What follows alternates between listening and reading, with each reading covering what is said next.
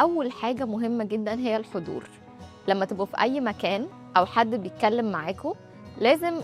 تبقوا موجودين بكل ما فيكم، مدّيين له كل التركيز بتاعكم،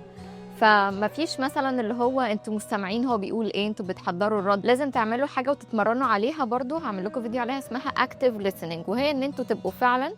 بتسمعوا اللي قدّامكم بطريقة إن أنتم بتاخدوا منّه المعلومات وبتحلّلوها عشان أمّا تدّوا له رَد يبقى رَد فعلًا صح، ما يبقاش الرَد اللي أنتم عايزين تقولوه كنتم محضّرين في دماغكم وخلاص. دي أول حاجة بتخلّي اللي قدّامك يحس إن أنت فعلًا سامعه، وفي الsubconscious بتاعه أو في اللاوعي بتاعه ده already بيدّي له إحساس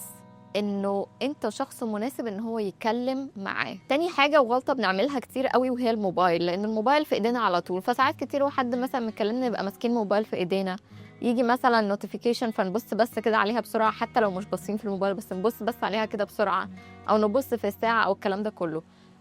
تفادوا الموضوع ده خالص وحطّوا الموبايل بعيد عنّكم، يا تسيبوه في أي حتّة، يا إمّا تحطّوه في جيبكم، بس ما تبقوش بتكلّموا حد وأنتم ماسكين الموبايل في إيديكم. وفي تمرين حلو أوي ممكن إن أنتم كمان تتمرّنوا عليه كده واحدة، واحدة، وهو إنه لمّا حد يخلّص كلام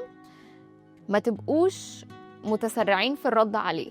دايمًا خدوا ثانيتين أو 3 قبل ما تردوا عليه، ده هيديكم أنتم وقت إن أنتم تفكروا في الرد اللي أنتم عايزين تقولوه،